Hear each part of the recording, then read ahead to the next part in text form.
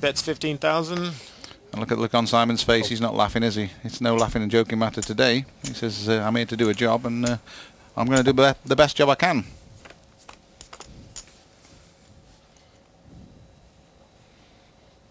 Pair of kings for Simon Noab, and he checks.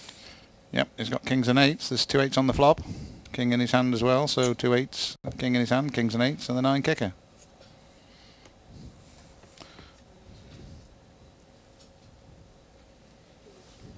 And they check back and forth. Peter doesn't have any outs in this pot. He has no wins, so he'll have to make a play at it if he wants to. Doesn't want to show his cards if he wants to make have a stab at the pot. He can't win it by just showing the cards because he doesn't have any hand. 15,000 the bet. It's representing a heart to Simon here because there's 4 hearts on the board. So obviously if he had a heart in his hand he would have a flush. That's what he's saying.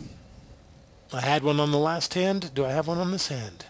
Simon will have to work this one out himself. You see him staring across at Peter there, just trying to work it all out.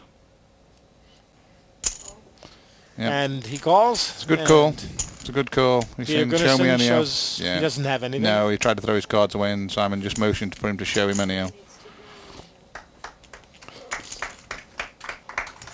Good play from both players. Peter made a play at it, but got caught. So a bit out of character for Peter, that one. And here you see what they're playing for. The winner will get the €100,000 first prize. The runner-up takes home €50,000. 20,000 for the losers in the semifinal. Dave Colclough and John Faulkner. And remember, each player, there were 128 players in this tournament. Each one put up €2,000 as an entry fee. Yep, nice prize money, and it's not only the prize money, it's also the title and the trophy that go with it, which is quite a prestigious event. Suited Jack 10 for Peter. Sorry, for Simon. 9-7 suited for Peter. Simon calls, Peter checks. Peter to act first. Simon's on the button, Peter's out in the big blind, so it'll be Peter to act first on the flop. 3-5 king, 1 heart, 1 diamond, 1 club. Yep, no help for either hand just at the moment. It's a turn. Pair of 5s now on the board. So there's 2 diamonds, and Simon holds 2 diamonds with a 10 jack. Both players check. There's the river. And he's hit the flush.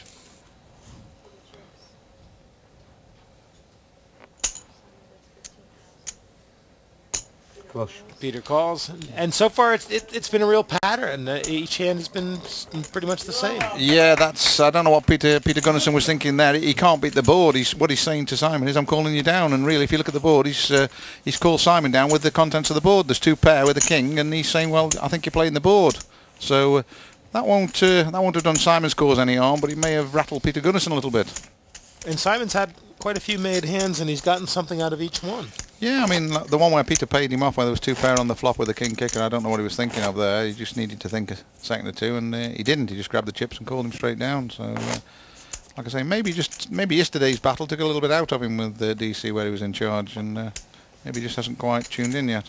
And of course, there's the added pressure of playing for the championship, for the title, the name, the trophy, the prestige. And the money. And the money. Don't forget the money. 16. Simon Noab raises it with a 6-10 suited. Peter with an ace-3. Yep, Simon in good position-wise. And look, Peter's throwing this away now. So I think Peter's just not tuned in at all. Usually he would call with that type of hand. We've seen him call with lesser hands than that in previous matches. And there goes the hand on the forehead again. I don't think he's quite tuned in yet. Because I've noticed whenever he starts to think about plays, it's usually hand under the mouth or round the nose, and then when he starts to scratch his head and rub his forehead, he's kind of pondering a little bit. And we saw that against Pascal in an earlier match when Pascal was sort of making his comeback. When Pascal Perot had risen from the dead, he was down to just, Peter had him down to 1,500 chips on the 4th hand of the match, and Pascal escaped, played 90 more hands before he finally went down. It certainly was some TV poker, wasn't it? There's that ace-3 again, but this time he's on the button. Nothing like it in heads-up play. And he simply calls. Check from Simon with a 4-10.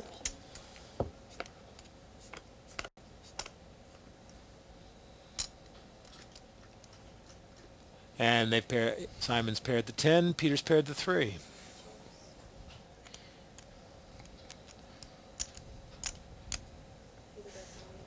$9,000 the bet. No hesitation from Simon, calls him straight away.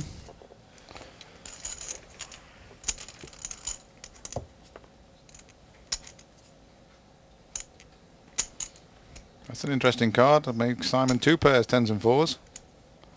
Seeing a lot of these. Yeah, the cards are running towards him a little bit at the moment, but we'll see. And there's the ace now, so 2 pair the other way. Yeah, better 2 pair to Peter Gunnarsson now.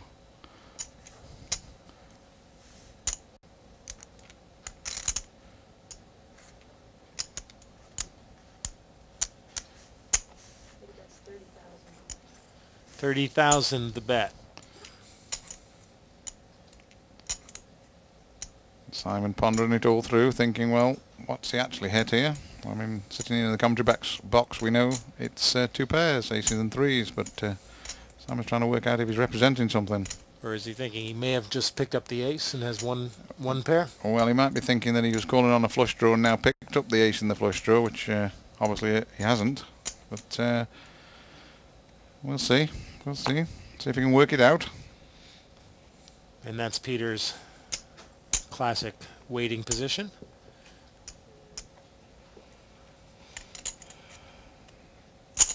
Simon calls. And it'll be 2 pair against 2 pair. The aces will win it. Aces and 3s. Come on, Simon, do the Bangladesh.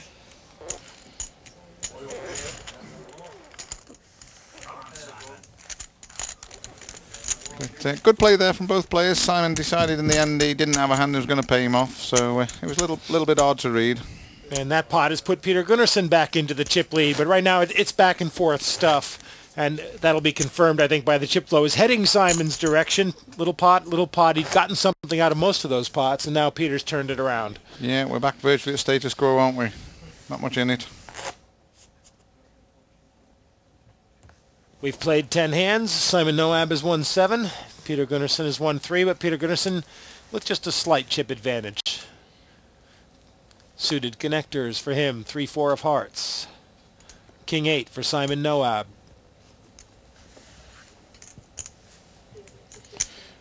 And Peter makes it 15,000. Simon calls. Yeah, and notice he was throwing ace-3s away a few hands ago. Now he's raising with 3-4. So he's tuning into the game and he's picking up a bit of confidence now, isn't he, Peter Gunnarsson? And Simon's picking up a bit of king here. Yeah, it's King of Diamonds on the flop and the King of Hearts is sitting in his hand. So not a bad flop for Simon, but not a real good flop for Peter. But Peter says, oh, well, you've checked. I'm going to bet it anyhow.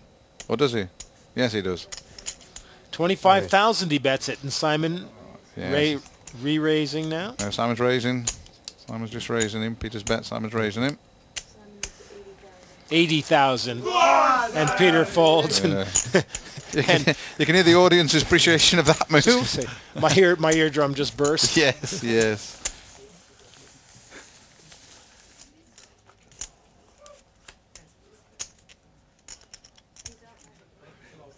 Well, Simon's is folding more than Peter, isn't he? And we look down, the checks are about equal, the calls. Simon's calling more than Peter. Peter's doing a little bit of the betting and a bit more of the raising. So Peter being a bit more aggressive, I think we can read from that. 6 and 10 for Simon Noab. 8-9 for Peter. He checks. Peter to act first on the flop.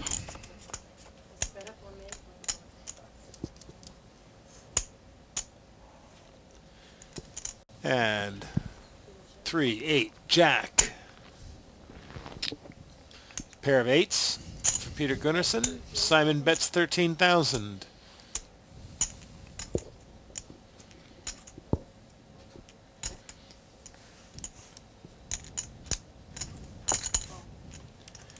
And a call from Peter Gunnarsson. Simon plays with his chips. And the turn is the Jack of Spades. 2 jacks on the board now. Both players check. And it's a 7 of clubs on the river. And without hesitation, Simon Noab bets big.